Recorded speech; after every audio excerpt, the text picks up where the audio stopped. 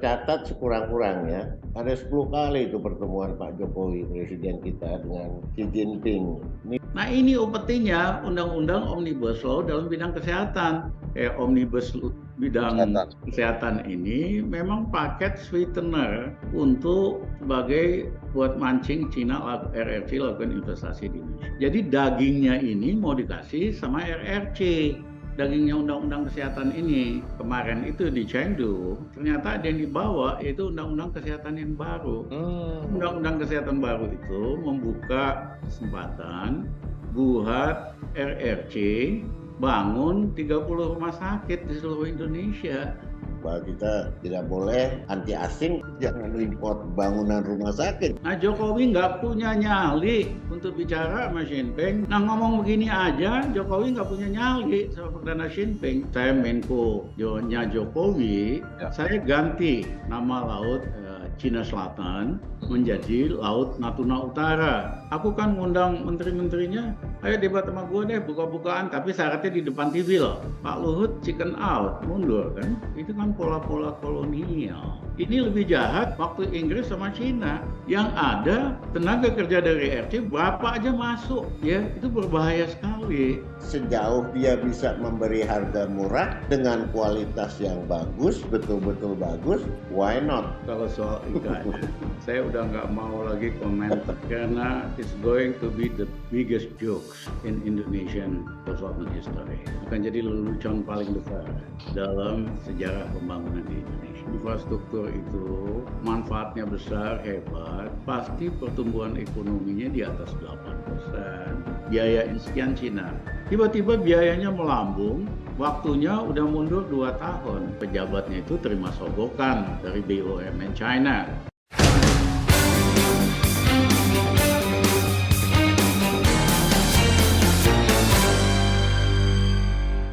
Halo, selamat pagi. Ketemu lagi kita di Cross Check bersama saya Indra Maulana. Pekan ini kita akan bicara tentang Presiden Jokowi yang bertolak ke Cina memenuhi undangan Presiden Xi Jinping China yang menurut Presiden tepat di 10 tahun kemesraan hubungan dagang Cina-Indonesia. Sejak Jokowi menjadi presiden memang poros Jakarta-Peking sangat kuat pengaruhnya mengalahkan pengaruh Jepang yang kuat di Indonesia selama puluhan tahun sebelumnya. Nah, sukses besar China mengubah statusnya dari negara miskin menjadi negara superpower ekonomi dunia menjadi inspirasi bagi Presiden Jokowi. Banyak proyek besar di Indonesia meniru jejak China, mulai dari pembangunan jalan tol secara besar-besaran hingga pembangunan kereta cepat Jakarta-Bandung. 10 tahun kerjasama Indonesia-China, kita mendapat apa? Inilah topik cross check pada pagi hari ini bersama narasumber yang sudah bergabung via Zoom. Tentu saja ada mantan Menko Perekonomian dan juga mantan Menko Maritim, Pak Rizal Ramli. Pak Rizal, selamat pagi, salam sehat. Selamat pagi, Indra. Lalu kemudian ada mantan diplomat dari Kementerian Luar Negeri Republik Indonesia, Pak Ple Priyatna. Pak Ple, selamat pagi, salam sehat Pak Ple. Selamat pagi, Assalamualaikum, sehat. Waalaikumsalam, baik. Saya mau catatan khusus dulu deh dari Pak Rizal, tapi Pak Rizal sebelumnya saya baca ya, kalau saya baca poin-poin ternyata ada 8 MOU setelah Presiden Jokowi bertemu dengan Presiden Xi Jinping. Ada 8 MOU tersebut, coba saya bacakan sedikit. Di sini ada Plan of Action dari MOU Kesehatan, Protokol Pembukaan Akses Pasar untuk Produk Pertanian Tepung Porang, Protokol Pembukaan Akses Pasar Produk Pertanian Bubuk Tabasir, MOU Riset dan Pengembangan Industri, Plant Breeding dan Budidaya Laut. Nah, yang kelima ini yang menarik, ini pasti Pak Rizal akan ulas lebih dalam nih. MOU kerjasama saling tukar pengetahuan dan pengalaman untuk pembangunan IKN. Kemudian MOU kerjasama Two Countries, Twin Parks. Yang ketujuh, MOU kerjasama ekonomi dan teknis. Maupun MOU yang ke-8 adalah MOU kerjasama pendidikan bahasa Mandarin. Nah, nanti itu bisa dilihat di infografis 8 MOU tersebut. Pak Rizal, catatan utamanya seperti apa melihat hasil 8 kesepakatan ini? Pak Rizal Ramli. Sebetulnya kan Indra, hubungan antar negara itu biasa sekali. Ya, wajarlah sebagai negara besar, Cina dan Indonesia punya hubungan. Ya. Bisnis, sosial, seperti halnya dengan negara-negara lain. Tetapi tentu kita mesti kaji dulu, apakah kesepakatan-kesepakatan baru dan hubungan itu menguntungkan Indonesia apa enggak? Apakah memperkuat integritas wilayah kita atau tidak? Itu sebetulnya yang penting. Nah, saya ingin mengingatkan Indra, ada konferensi non-blok, KTT non-blok di Bandung tahun 55, negara-negara tokoh-tokoh utama dari KTT non-blok itu ada Nehru, Perdana Menteri India, ada Kwame Nkrumah dari Ghana, ada Gamal Abdul Nasser dari Mesir, ada Bung Karno, ada Tito dari Cekoslovakia, ada Chou En-lai. Itu tokoh-tokoh besar negara berkembang yang baru lolos dari kolonialisme dan sepakat untuk terus memperjuangkan kemerdekaan negara-negara terjajah di Asia Afrika, dan yang kedua memperjuangkan supaya anti kolonialisme dan neokolonialisme baru. Nah, pada waktu itu RRC memang masih miskin sekali. Ya, dia bagian dari negara non-blok. Tapi dalam waktu berapa puluh tahun RRC menjadi negara nomor 2 paling kuat secara ekonomi, secara militer, dan akhirnya pengaruh. Sehingga mereka merupakan blok sendiri. Justru sekarang konflik dunia ini yang tadinya multipolar, banyak pemain gitu, akhirnya cuma bipolar, yaitu Cina gabung sama Rusia, Amerika, Eropa, NATO di tengah-tengah. Ya, nah karena sudah bukan negara non-blok lagi, merupakan blok kuat tersendiri, wajar aja. Dan Cina juga berhasil mengurangi kemiskinan ratusan juta orang, membangun ekonominya. Nah, tetapi mulai kelihatan bahwa Cina mulai agresif di dalam bidang foreign policy, politik luar negeri. Ya, punya keinginan ekspansi teritorial. Ya, yaitu misalnya Laut Cina Selatan. Nah, saya ingat waktu saya Menko-nya Jokowi, saya ganti nama Laut Cina Selatan menjadi Laut Natuna Utara. Itu zaman Pak Rizal ya Pak ya? Perubahan itu ya? Kita daftarkan di PBB, kita minta bahan-bahan pendidikan kita, peta kita diganti dengan Laut Natuna Utara. Wajar dong, itu kan laut kita. Tapi Cina, pemerintahan RT secara resmi menulis nota diplomatik kepada Presiden Jokowi tidak terima pemberian nama itu. Pak Jokowi sempat goyah, berapa menterinya sempat goyah. Saya yakinkan ini hak kita, karena kita ini wilayah kita, dan wilayah kita ini diakui oleh UNCLOS, oleh PBB. Tidak ada hak Cina untuk kasih nama tergantung mereka. Ya, tapi kan mereka masih mengakui 9 titik yang itu bersinggungan dengan beberapa wilayah di Cina Selatan. Yang itu sebenarnya nggak diakui UNCLOS juga ya? Tidak diakui UNCLOS. Dan sejarah-sejarah pun kita nggak mengakui. Nah, tapi saya bingung setelah saya tinggal, belakangan ini pejabat kita malah bolak-balik, termasuk Pak Mahfud, Pak Luhut, gunakan lagi istilah semi penjajahan itu Laut Cina Selatan. Kita Laut Natuna Utara harusnya pejabat konsisten dengan peraturan yang itu. Nah, dalam kaitan itu menjadi penting tadi salah satu kesepakatan itu menyangkut soal perikanan di laut itu kan? Betul, plan breeding dan budidaya laut yang keempat ini MOU-nya. Iya, itu hati-hati itu bisa nyerempet karena China sangat perlu sekali sumber daya laut, ikan, lain-lain, biota, dan lain-lain. Pak Rizal, tapi Pak Rizal memang melihat Cina ini punya apa ya, keinginan agresi dan ekspansi gitu ya, Pak Rizal ya? Saya bacanya sejak jadi negara superpower, China memiliki territorial ambition, termasuk di Laut Natuna Utara, termasuk di sebagian negara di Afrika, ya kan? Caranya itu kan biasa, dapetin dulu tanah, kuasain tanahnya, pindahkan penduduknya dari RRC ke sepanjang Afrika dan sebagainya. Di Afrika sekarang mereka pemain utama. Nah, territorial ambition itu didukung oleh cara meminjamkan uang yang tidak lazim di dalam dunia keuangan. Pinjam meminjam antar negara, antar lembaga itu biasa. Nah, negara yang kreditur yang memberi pinjaman berharap dia uangnya kembali dari negara peminjam dan dapat bunga.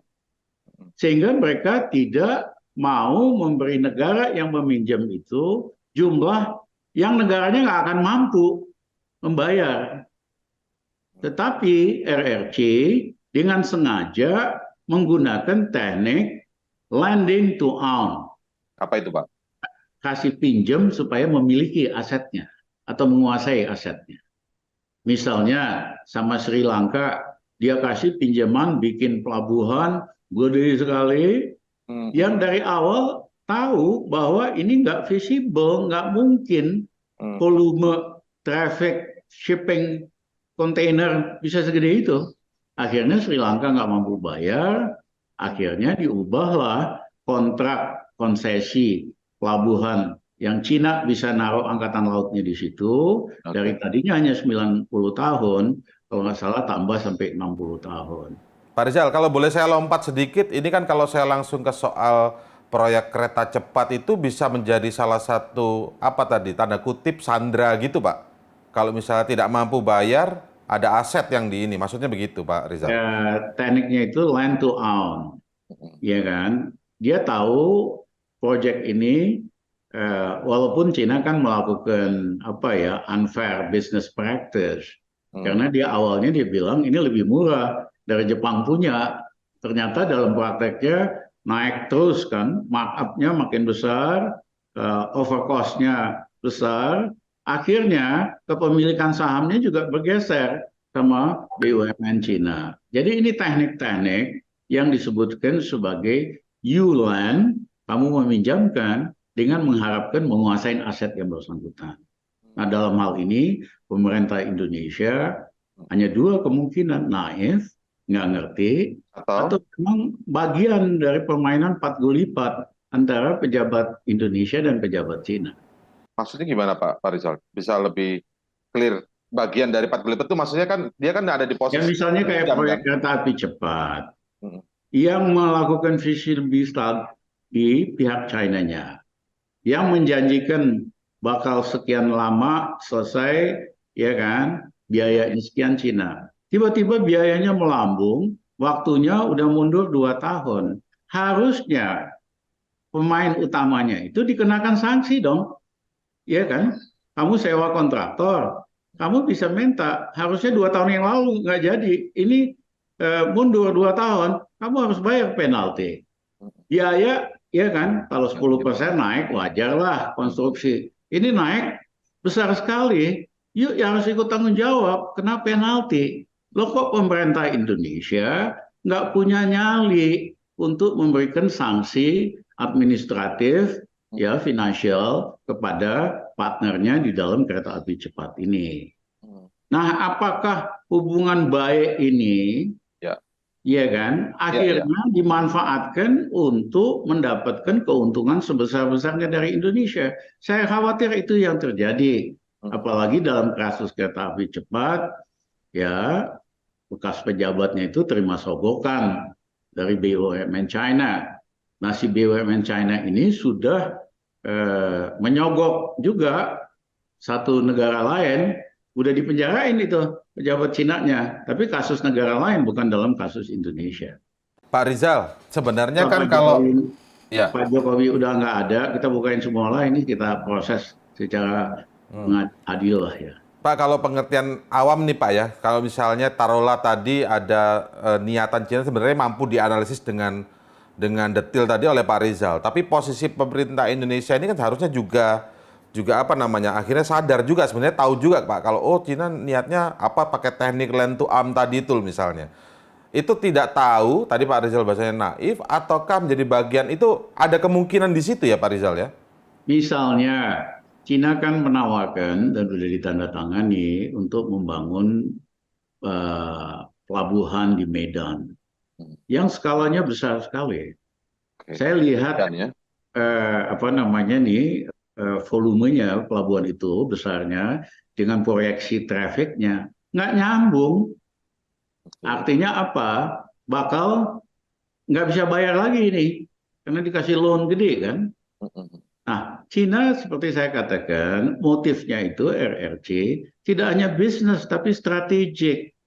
Sebelumnya dia mencoba menguasai Johor, bikin pelabuhan gede waktu zamannya Perdana Menteri Najib. Ingat nggak situ? Nah, dia mau di Medan dia pegang juga pelabuhan gede, angkatan lautnya bisa mangkal. Nah, kalau dia pegang Medan dan Johor, Selat Malaka dia udah kejepit. Ya. Ya kan? Kalau ada perang atau apa, 70% traffic itu lewat Selat Malaka. Siapa yang ngualain Selat Malaka bisa jadi pemenang. Jadi motif RRC untuk membiayai proyek yang kemahalan ini untuk pelabuhan di Medan, itu motifnya politik dan strategik, bukan bisnis. Bisnis, ya. Nah, masa saya mesti ngajarin teman saya Pak Luhut Panjaitan soal-soal begini? Harusnya lebih tahu ya sebenarnya ya. Itu kan jenderal, harusnya kan lebih ngerti dari saya, tapi tutup mata tuh. Oke.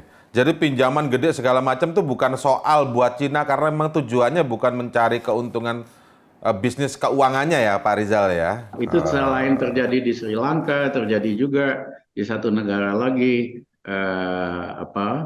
di Bangladesh, ya dan sebagainya.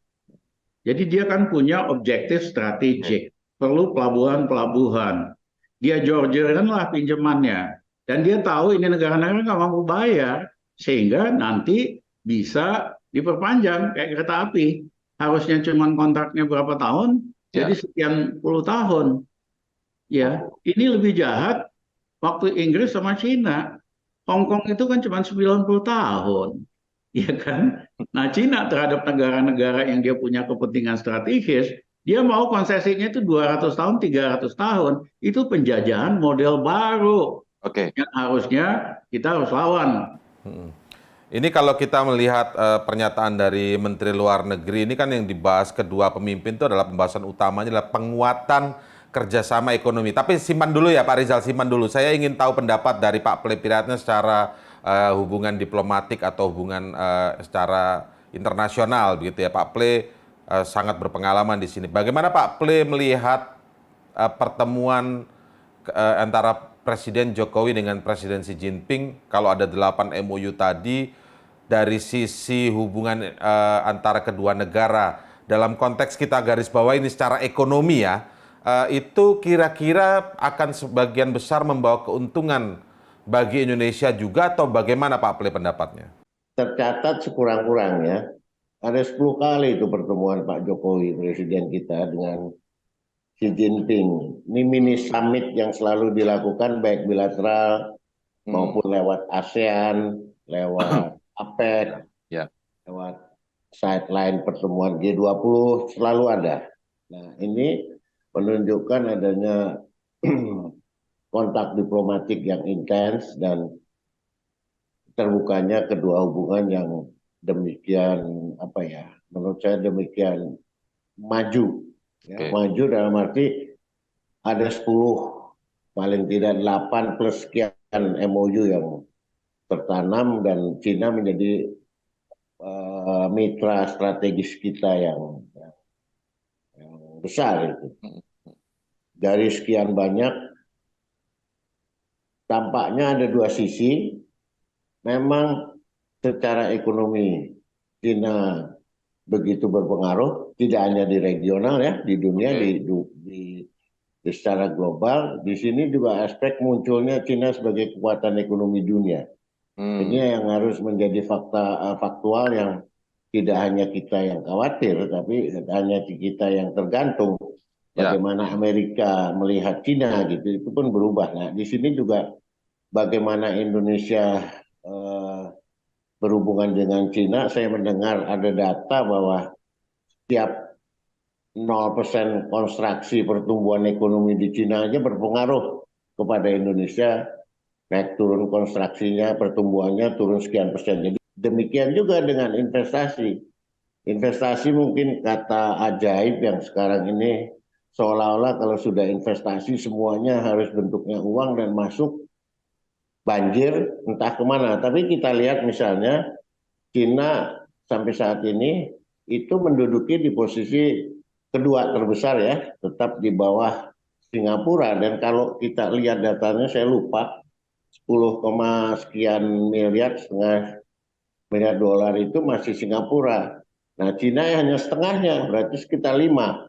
Secara angka dia belum signifikan ya dari 10 besar yang di Indonesia. Tadi kembali ke soal Menlu yang menyampaikan bahwa ini pertemuan ini garis besarnya penguatan kerjasama ekonomi.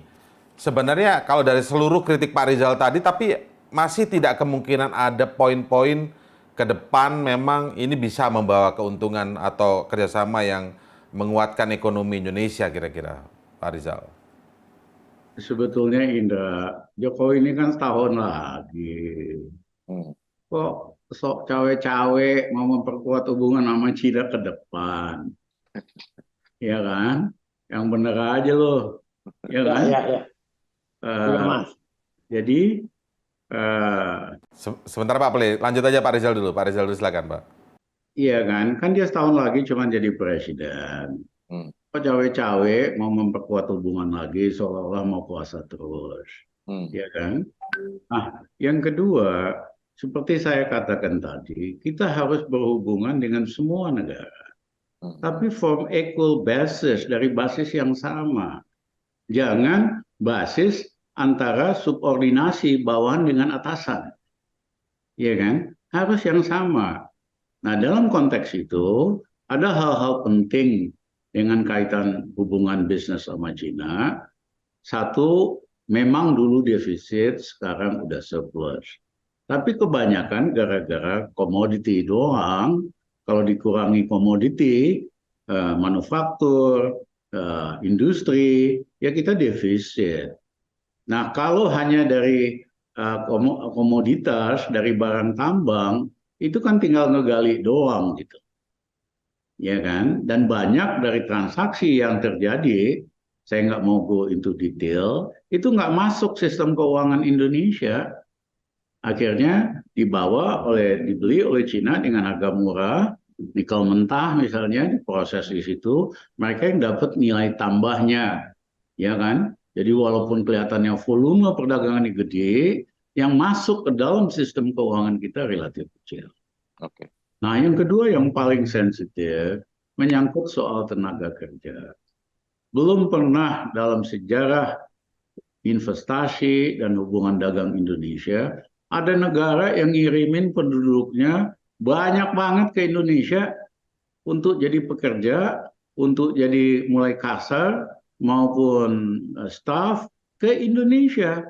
Itu Tiongkok aja ya? Tiongkok aja, Cina aja ya Pak Rizal ya? Iya, kita kan puluhan tahun hubungan dagang investasi sama Jepang, sama Eropa, sama Amerika. Paling banter mereka bawa 20 orang, staf-staf yang penting doang dalam bidang keuangan, teknologi.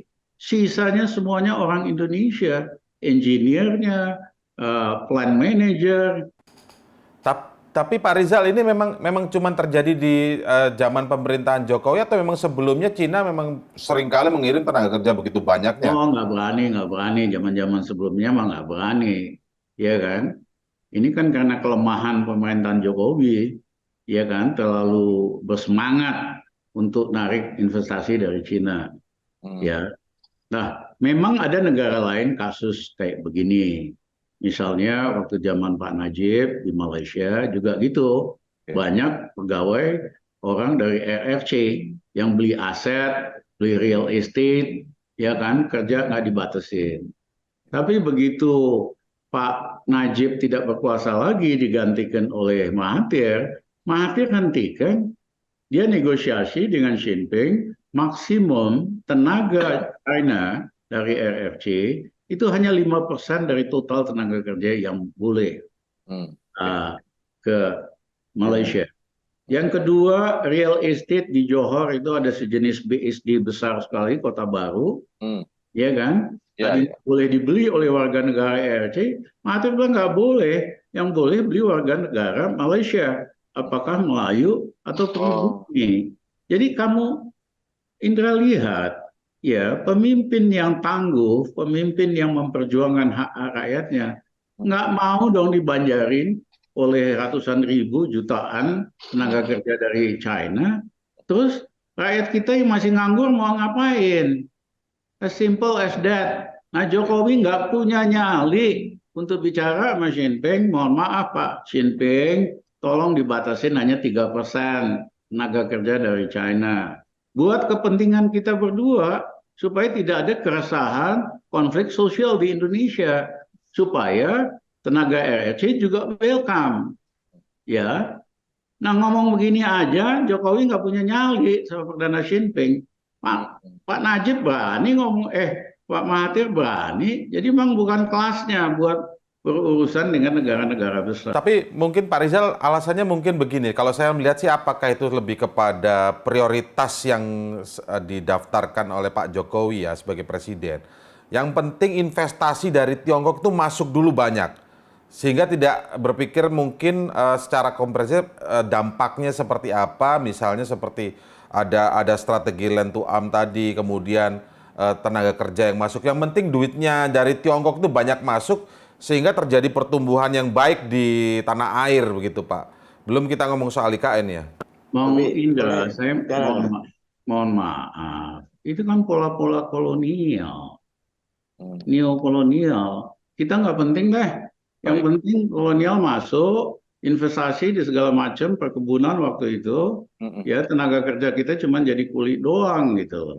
Kita kan merdeka ingin negara yang punya kemandirian, punya kekuatan untuk melindungi dan meningkatkan kesejahteraan warga negaranya. Kita bukan negara yang kasih kerjaan untuk penduduk negara lain. Oke.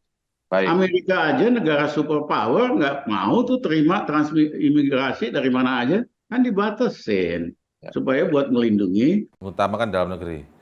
Pak Ple, silakan Pak Ple, pendapatnya tadi sempat terputus Pak Ple.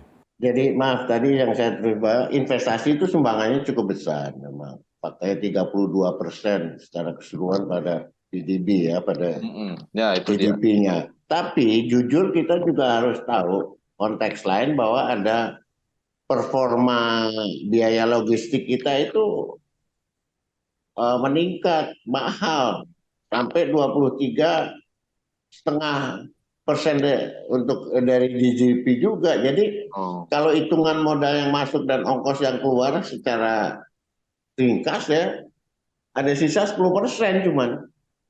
Nah gitu kan, kalau ongkosnya mahal, ICOR-nya jadi rendah, jadi meningkat, inefisiensinya tinggi, ya kelihatan menjadi carut marut gitu. Jadi malah bisa disebut sama aja atau malah lebih tidak membawa mudarat, maksudnya gitu Pak? Tidak membawa sebuah keadaan yang mampu kita dan membawa merasakan mudarat, menikmatinya secara leluasa, lebih untung gitu. Tapi secara data memang investasi itu yang masuk, yang diupayakan oleh pemerintahan Presiden Jokowi sekarang cukup besar, 30%, 32% ya? Ya, betul. Dari GDP tadi itu ya Pak ya? Iya. Cuman tadi implikasinya adalah meningkatnya logistik, biaya logistik. Logistik kita, ekonomi kita bocor, logistiknya jadi mahal gitu. Sampai 23,5% membebani biaya GDP. Jadi kita hanya sisa punya margin 10 gitu loh untungnya misalnya. Contoh lain, contoh kata gampangnya, setiap 100 yuan investasi ke Indonesia, berapa sih yang dibawa kembali ke Cina dan berapa yang tinggal di sini, kan itu aja hitungannya.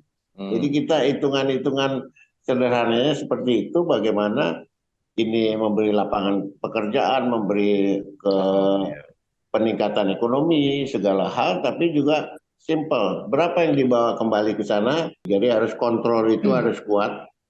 Nah, kemudian ada satu fenomena baru. Saya melihatnya bahwa untuk Cina ini dalam konteks diplomasi yang maju langsung Menko Maritim, Menko Invest.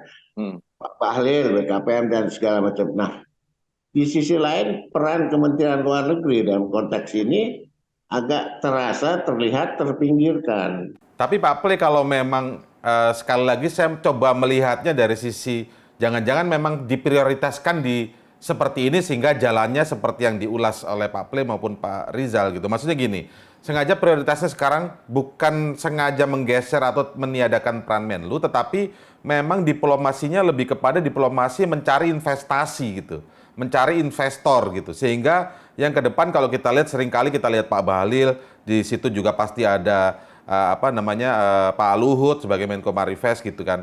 Artinya memang sebagai prioritasnya di situ. Nanti saya juga akan masuk ke Pak Rizal bahwa sepertinya kalau saya coba lihat dari sudut pandang yang lain, memang ada semacam hal-hal yang menjadi pengorbanan dalam konteks masa-masa sekarang ini, seperti pembangunan banyak di infrastruktur LRT, MRT, kemudian tol, Trans Jawa dan segala macam dengan segala konsekuensi keuangannya, tetapi ke depan setelah itu terbangun maka akan bisa kembali dengan sendirinya tuh. Saya mungkin dari Pak Ple dulu baru ke Pak Rizal tuh. Ya, artinya gini Mas. Ada konteks diplomasi ada dua bagian. Ada konteks hubungan ekonomi, ada konteks hubungan tataran politik, kerjasama politik. Nah, ini harus satu sejajar. Tidak bisa dia diciptakan. Bagaimana kalau misalnya keamanan Asia Tenggara juga tidak terpelihara? Sementara keamanan itu masalah yang dikelola oleh Kementerian Luar Negeri. Ya. Nah, ini harus konektivitas ini yang harus ditumbuhkan. Nggak bisa satu dikesampingkan, harus beriringan ya, tapi ya maksudnya gitu Pak. Harus total football, main itu ya main keroyokan semua gitu, nggak bisa yang satu ditinggal, ini maju sendiri dengan kepentingan sendiri. Misalnya, kita tidak menutup mata, ada bisik-bisik yang mengatakan itu hanya untuk menggalakkan investor Cina masuk ke IKN dan produksi mobil listrik. Nah, yang kontroversial itu sebuah fakta gitu. Bisik-bisik ini menggelinding. Nah, itu kita yang juga harus coba. Saya tahu bahwa mereka para pembuat kebijakan ini juga melakukan dengan hati-hati ya segala angle ini perhatian. Saya setuju mendapatkan uang sebesar-besarnya, tapi juga uang yang bisa dimanfaatkan sebesar-besarnya juga untuk masyarakat kita gitu. Kuat. Contoh lain adalah misalnya PLTU sekarang Cina itu udah mendominasi 15 proyek PLTU yang akan diinvestasi di sini. Nah, ini persoalan-persoalan sensitif di level publik selalu bisa dijelaskan oleh para pembuat kebijakan ini. Ya. Termasuk tadi tenaga kerja yang banyak. Ya, Pak Rizal gimana Pak Rizal? Kalau lihat soal prioritas, bukan tadi kan antara naif atau sengaja, tapi mungkin ini soal prioritas Pak Rizal. Ini saya coba melihat dari sudut pandang yang lain Pak Rizal ya. Jadi memang keluar banyak biaya infrastruktur segala macam dan lain-lainnya, termasuk kemudian ibu kota dipindahkan ke IKN begitu ya ceritanya Pak Rizal. Tapi memang butuh investasi yang masuk, investasi yang paling cepat datang dari mana dulu nih? Kayaknya dari Tiongkok atau dari China gitu, masuk dulu. Berjalan dulu biar tumbuh. Toh sebelum-sebelumnya mungkin ya anggapannya ini sebagai masyarakat awam bermain aman aja, tapi ya pertumbuhan begitu-begitu aja gitu Pak Rizal. Apa mungkin seperti itukah atau Pak Rizal punya pandangan sendiri? Indra, kalau itu mah sederhana. Kalau infrastruktur itu manfaatnya besar, hebat, pasti pertumbuhan ekonominya di atas 8%. Cina tumbuh 25 tahun, rata-rata 13-14%. Kita mentok di 6% kok. Apanya manfaatnya? Tadi kan Pak Pri katakan biaya logistiknya malah naik, artinya malah jadi rem daripada pertumbuhan ekonomi. Nah, yang kedua, proyek-proyek infrastruktur ini kebanyakan proyek berbayar kan, jalan tol. Yang tadinya nggak dibangun-bangun, dipaksakan BUMN karya yang ngerjain. Pada saat pembangunannya, markup-nya itu minimum 30%. Begitu udah jadi ini jalan tol, karya-karyanya nyaris bangkrut, kebanyakan utang. Sehingga jalan tolnya harus dijual. Harus dijual gimana caranya supaya ada yang beli? Ya harus dikasih diskon 30% lagi. Jadi selisihnya itu 60%.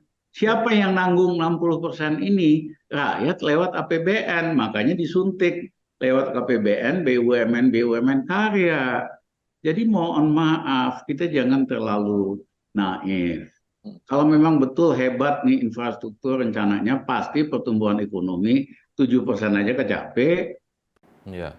Atau masih butuh waktu, Pak? Ini kan baru-baru saja sekitar 8 tahun terakhir misalnya. No, come on. Iya kan? Proyek infrastruktur yang benar 6 tahun itu udah payback, 7 tahun udah payback.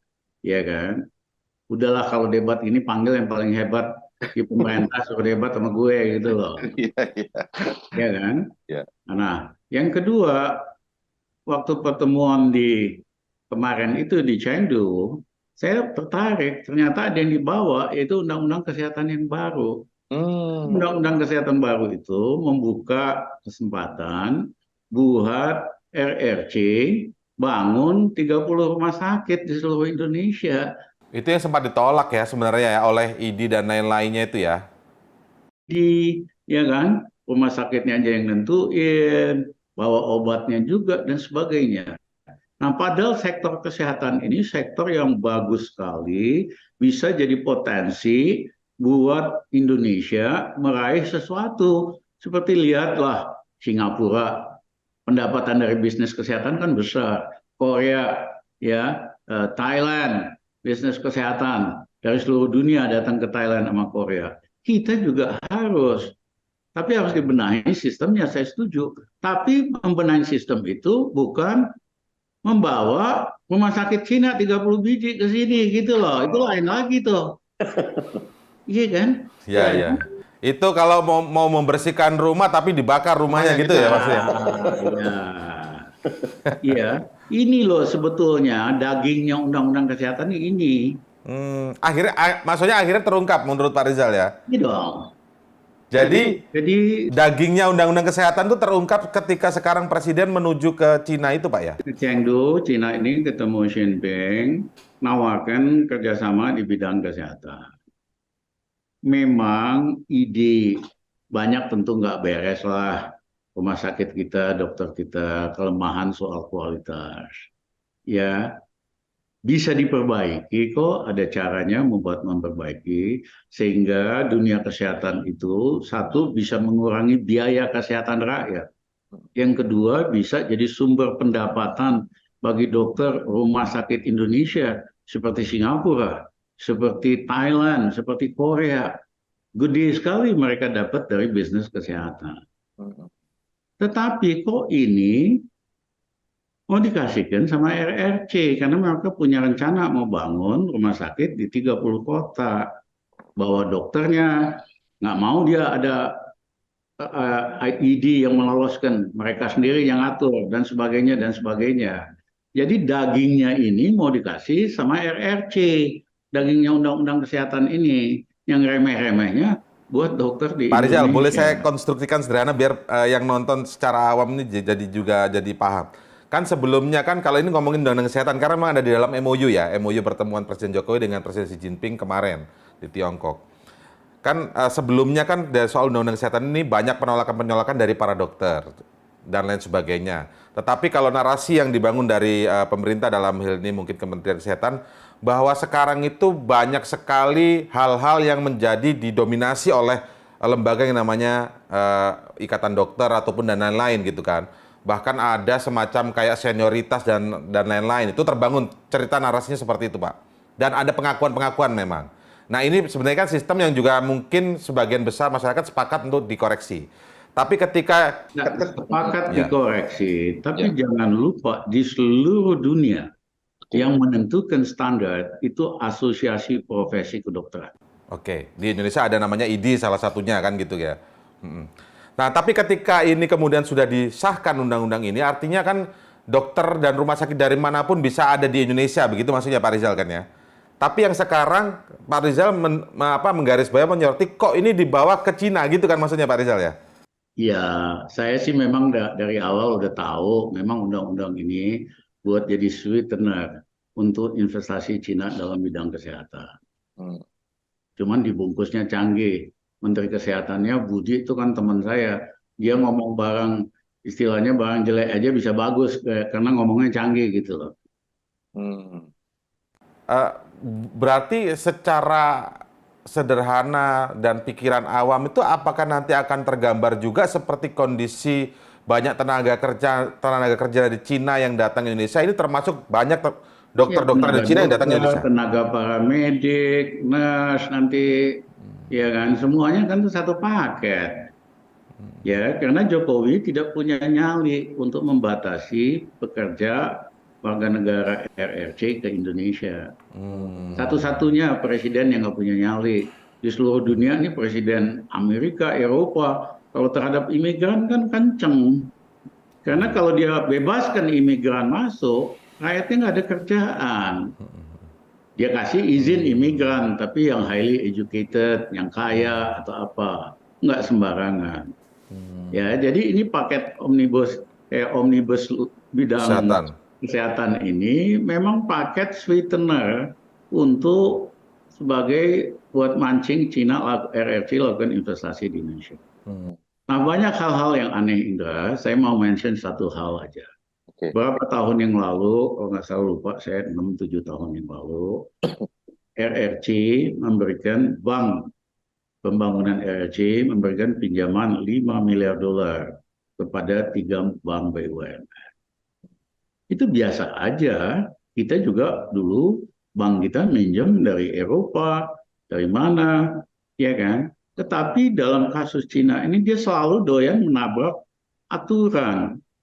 Mereka menetapkan, mereka yang menentukan uang yang dikasih ke bank BUMN itu diberikan kepada grup bisnis yang mana di Indonesia. Kagak ada dalam sejarah Indonesia merdeka kita minjem uang, toh kita bayar pakai jaminan negara, terus negara yang kasih pinjam menentukan sama ini itu. Ini pelanggaran dalam prudent business banking practice. Nah, jadi banyak. Tapi Pak Rizal, di apa namanya, nah, Cina menentukan uangnya boleh dikasihkan ke siapa melalui 3 bank BUMN itu informasi yang valid atau bagaimana Pak sebenarnya? Sangat valid karena saya sempat debat dengan teman-teman bankir. Ini kan nggak benar. Dulu kan kita minjem dari mana-mana dari seluruh dunia. Ya toh yang penting kita bayar dengan bunga yang wajar. Bagaimana kita menyalurkan kredit itu ya tergantung kita. Untuk sektor apa yang kita mau dorong dan sebagainya. Untuk perusahaan apa kriterianya, kita yang nentuin bankir-bankir kita. Ini malah mereka yang menentukan. Jadi saya kasih contoh ini. Yang diketahui Pak Rizal ditentukan ke perusahaan-perusahaan yang apa yang menurut Pak Rizal tuh Ya, nanti aneh kalau gitu. ada waktunya lah kita bukain semua nanti. Maksudnya tapi aneh Pak, tapi aneh di luar peraturan atau kebijakan aneh, maksudnya ke perusahaan-perusahaan yang aneh juga atau bagaimana? Tidak pernah terjadi dalam sejarah Indonesia. Kita minjem dari negara mana atau bank asing dia ikut nentuin siapa gitu. Nah, yang saya ingin katakan, saking kepengennya investasi Cina atau uang China, kita itu menabrak aturan-aturan yang wajar, menabrak business practice yang wajar di seluruh dunia. Ya, termasuk tadi di dalam bidang kesehatan, rumah sakit, dan lain-lainnya. Jadi saya kasihan Republik Indonesia, katanya negara berdaulat, negara hebat, kok kepentingan-kepentingannya terlalu banyak diatur oleh negara lain. Ya, nggak fit jadi presiden Mas Jokowi kalau begini caranya.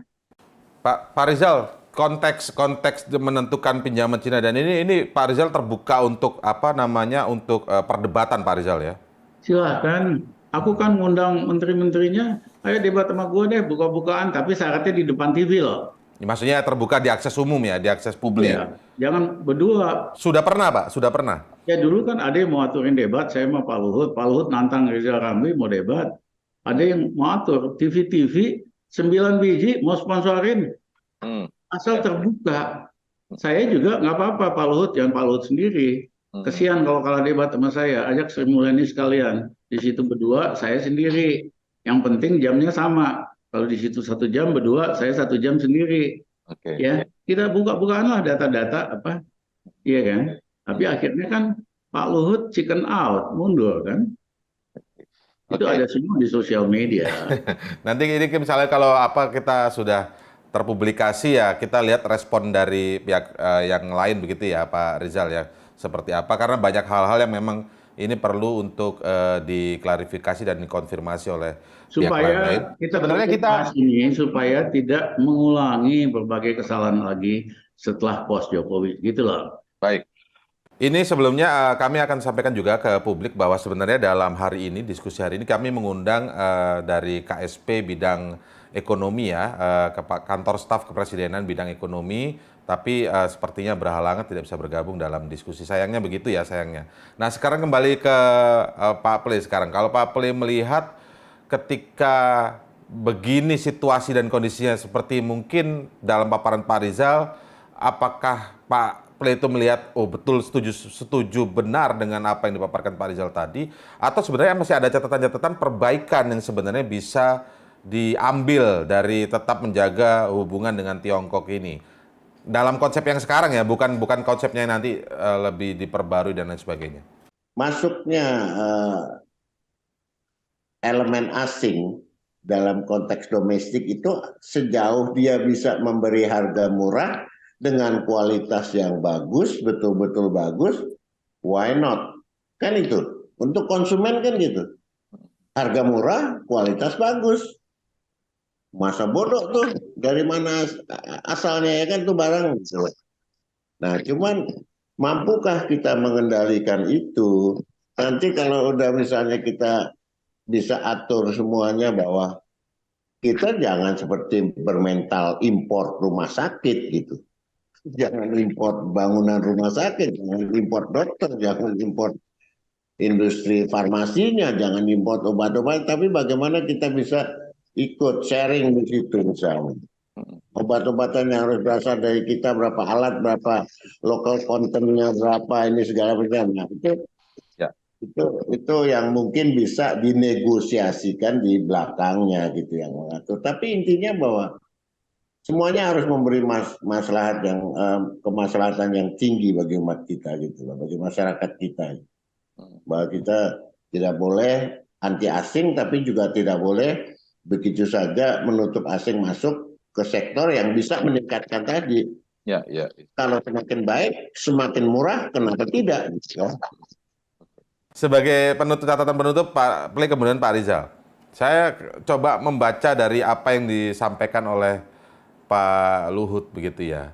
Kalau Pak Luhut kan sempat mengatakan bahwa saya teringat dengan senyum Presiden Xi Jinping saat datang ke Indonesia saat G20 itu. Artinya mesra sekali 10 tahun hubungan antara Indonesia dan Cina begitu ya dalam konteks untuk perkembangan ekonomi. Tapi Pak Ple punya catatan seperti apa Pak Ple?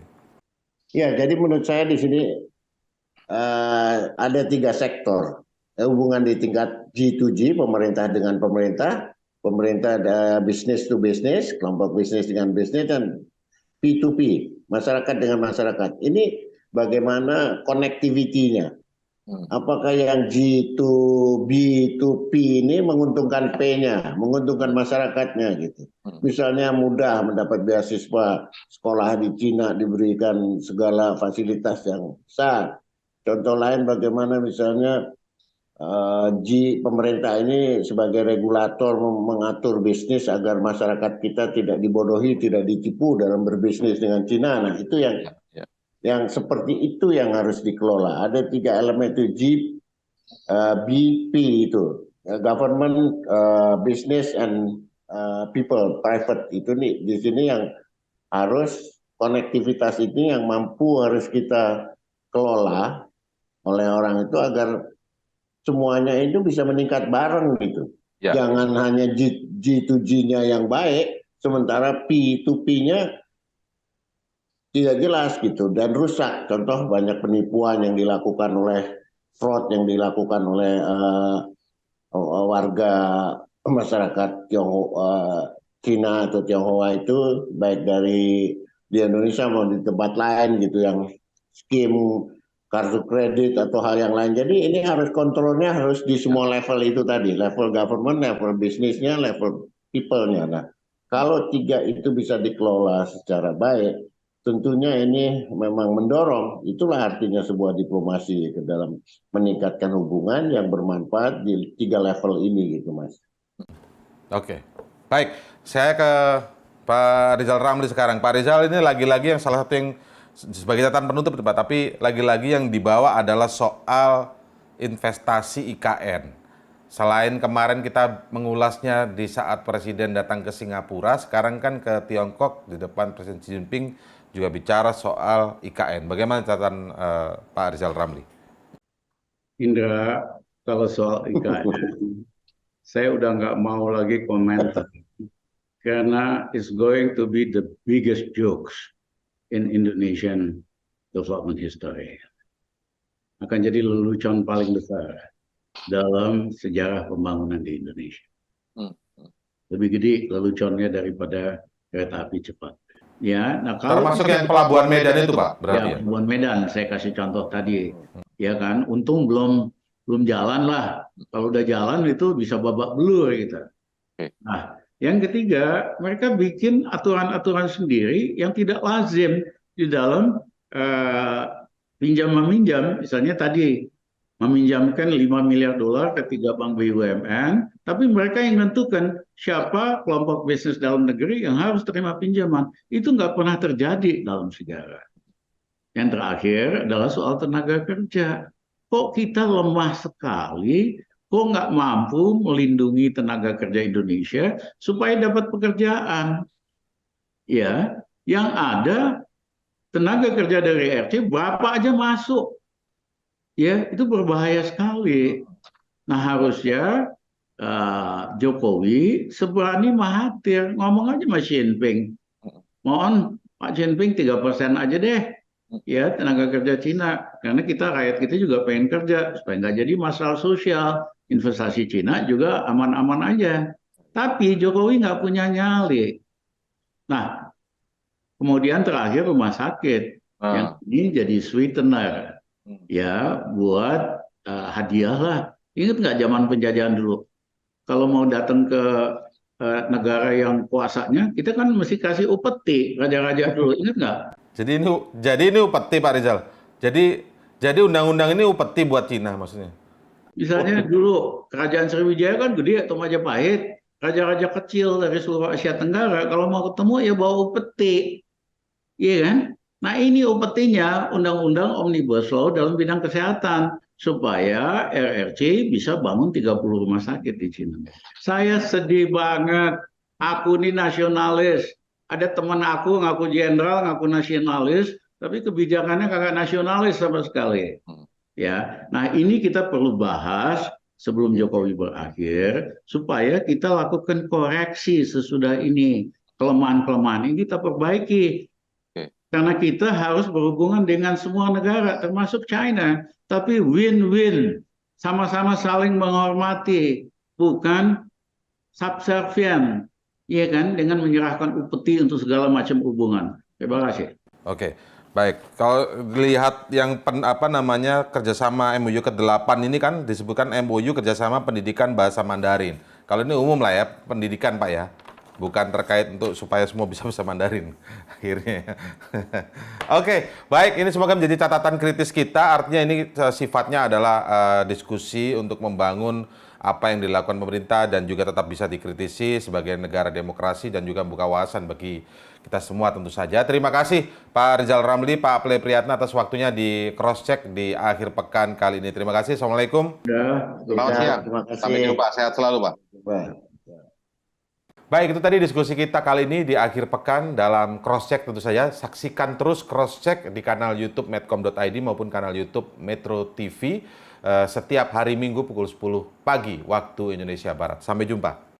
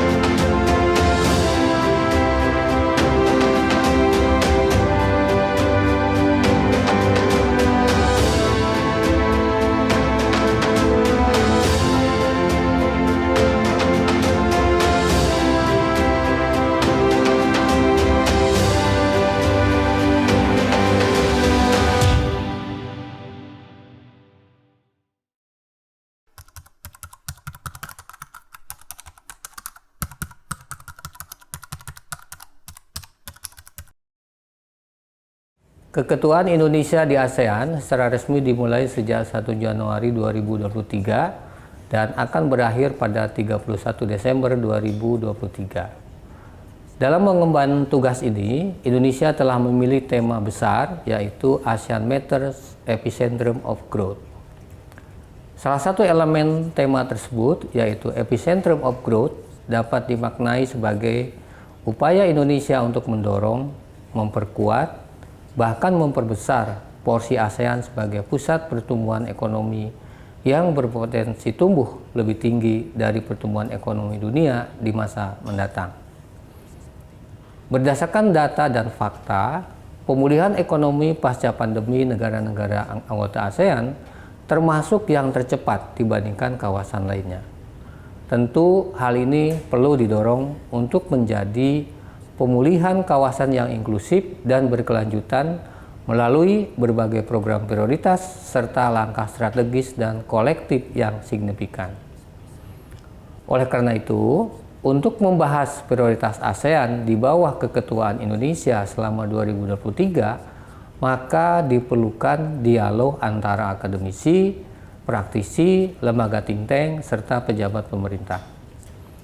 Oleh karena itu, dalam hal ini, Badan Kebijakan Perdagangan Kementerian Perdagangan berkolaborasi dengan pertama, Economic Research Institute for ASEAN and East Asia atau ERIA, International Trade Analysis and Policy Studies, Fakultas Ekonomi dan Manajemen IPB University, ASEAN Development Bank Institute, serta Semeru Research Institute mengambil inisiasi bersama dengan menyelenggarakan High Level Policy Dialogue pada 4 Agustus 2023 di Jakarta dengan tema Indonesia ASEAN Chairmanship 2023, Promoting ASEAN Relevance in Global Market.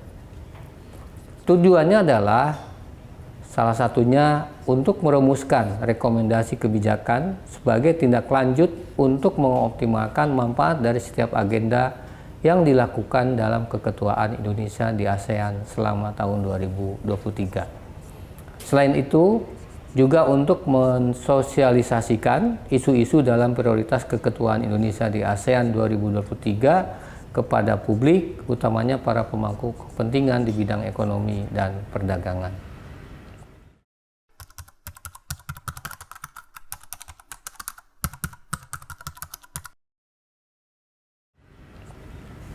ASEAN sebagai organisasi kawasan memiliki peran ekonomi yang strategis bagi ekonomi dunia.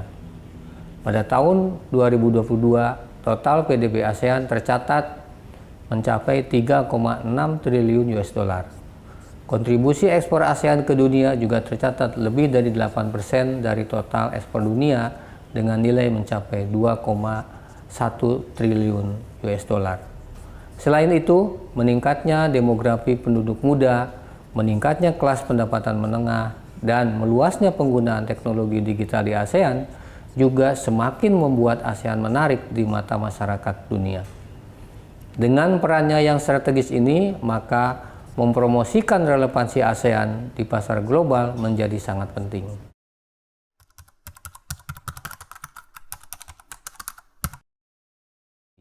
High Level Policy Dialogue ini menjadi salah satu kegiatan publik yang tercatat dalam kalender kegiatan untuk mendukung keketuaan ASEAN 2023. Sebagai forum dialog terbuka lintas lembaga, tentu forum ini diharapkan dapat menghasilkan serangkaian rekomendasi kebijakan kepada pemerintah Republik Indonesia dalam membentuk economic deliverable yang lebih baik pada keketuaan Indonesia di ASEAN tahun 2023 sehingga mendukung pemulihan pasca pandemi dan mendorong regionalisme yang lebih kuat di ASEAN.